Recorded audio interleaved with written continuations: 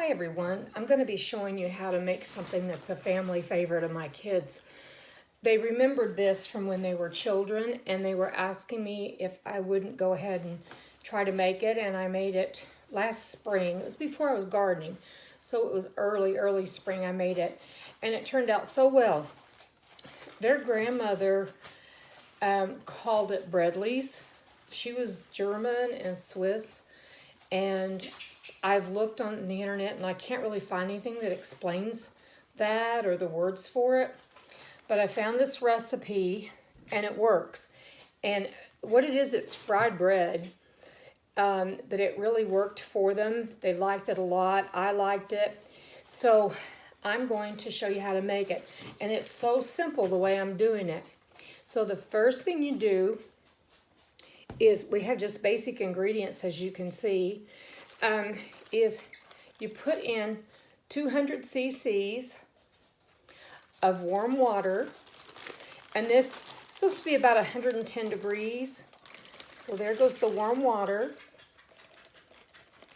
into there, and then into that we're going to add 1 teaspoon of dry yeast.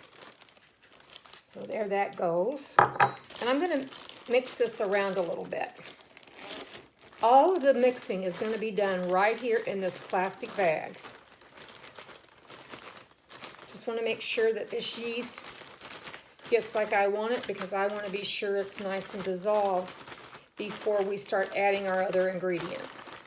The other time I didn't, and I had to kind of feel my way with it to get it to do okay.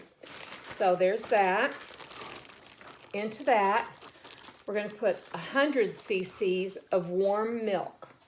This is just 2% milk. You can use what you want. Doesn't matter fat content wise. I'm going to be sure that's all mixed. And then in goes sugar. And let me look at my recipe. I've forgotten how much the sugar is. Yeah, 1 tablespoon. I knew that one of them was a little more. So it's 1 tablespoon of sugar.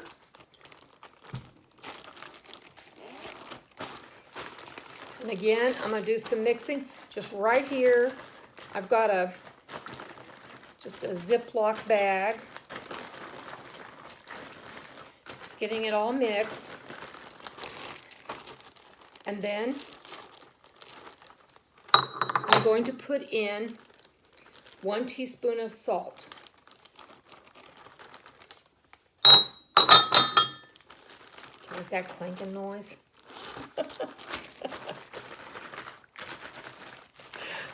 Okay. Then the next ingredient, which will require more mixing, and the final ingredient is 2 cups of flour, and I'm using just all-purpose flour. Okay.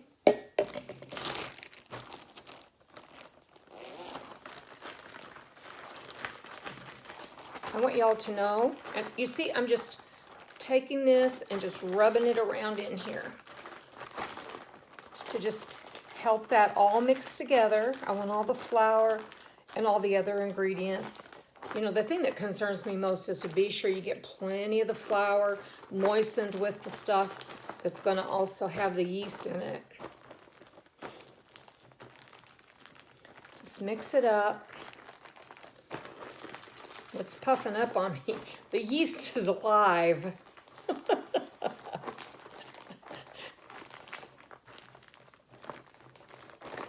Okay. It's looking like I've got all the flour. Okay, I'm going to let some air out. Just a little bit of air out. But I want it to have air in there. It needs air to breathe, right? So I'm just going to mix this. And what I'm going to do for an hour is I'm going to put a towel over this. It's warm in my house today. At this point, it was cold in here this morning. It's warm in here now. And I'm going to put a towel. I'm not going to warm the towel. I'm just going to put this in a location that's not cold. So this is on just a warm tea towel.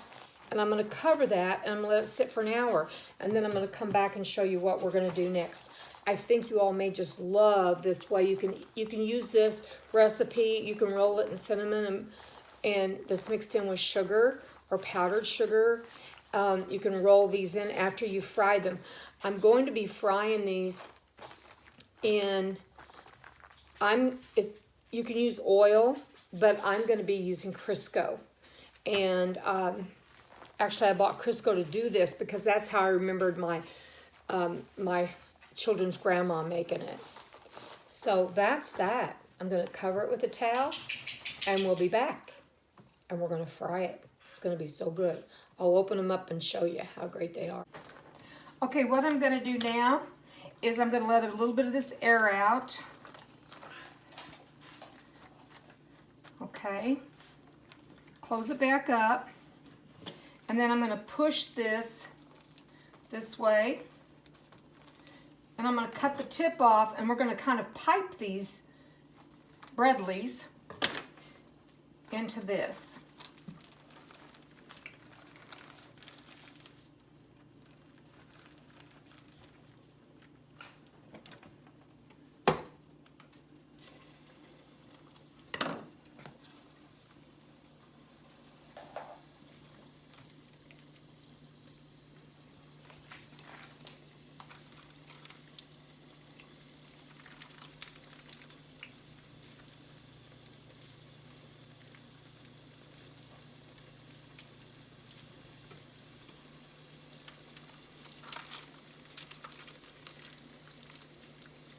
And then I'm pushing it back down.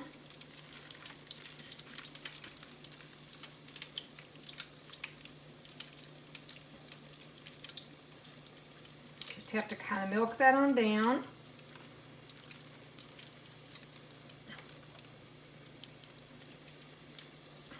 Okay, and I'm going to lay this back down. And we're going to let these cook. And I'm going to look for signs that they'll start to float a little bit and get kind of golden brown.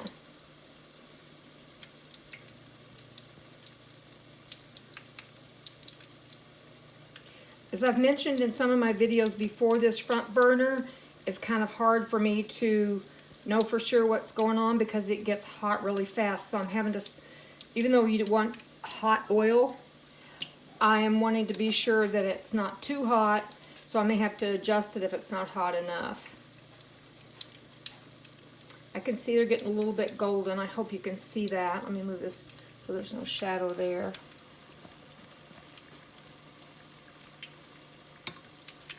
I'm going to turn it up just a bit.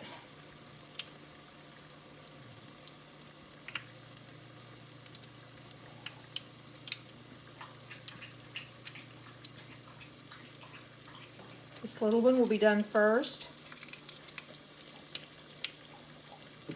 Now these are floating. Could you see where this would be so good if you have some either powdered sugar or if you had regular sugar with cinnamon in it? But I'm just going to leave these plain. So I told you we like it just like that. But if I'd made a larger batch, we would have gone ahead and done it the other way. And made like half and half. Half with sugar and then half of this that will be just more of a fried bread dough. It was just something that my kids' grandma did and they loved it, and she did it every now and then. She cooked it every now and then. Okay, I'm going to see how much more of this I've got in here. I've got enough for at least another one. And I'm just going to push it down through the bag. Do you see what I mean about how easy this is? To me, it's just so much easier than doing it any other way I can think of. To just kind of pipe it in there. Squeeze it down.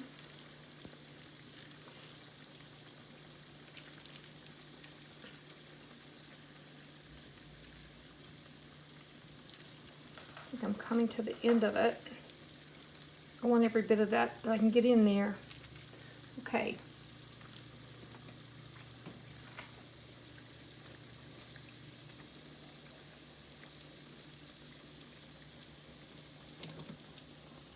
I want to center this well too. We all know how our own individual stoves are, and you have to kind of work with them. I've got a paper towel over here and a bowl that I'm going to drain these in. I'll wait for them to cool just a bit, and then I'm going to pull one apart and show you all what it looks like on the inside. I think before I put a little bit of jam or jelly in mine, and it kind of tasted like a filled jelly donut.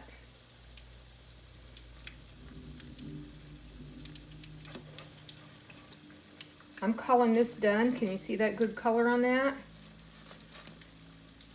Because if this is nice and hot, it's not going to absorb much of this Crisco, or the oil if you're using oil.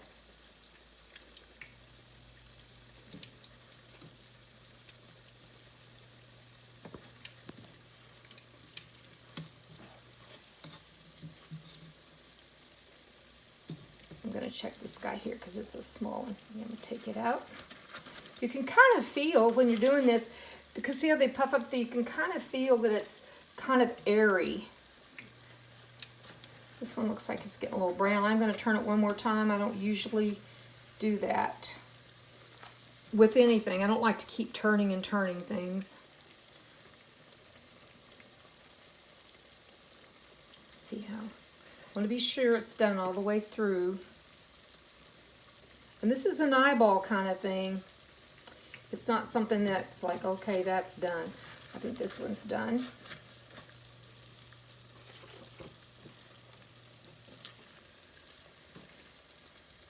And there's no temperature that's recommended necessarily. It's hot oil, but no temperature.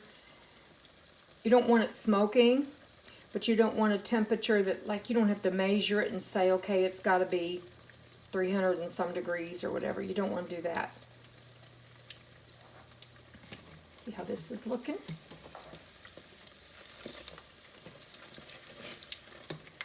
Last time we just ate them right after they came out. As soon as they cooled enough, we ate them.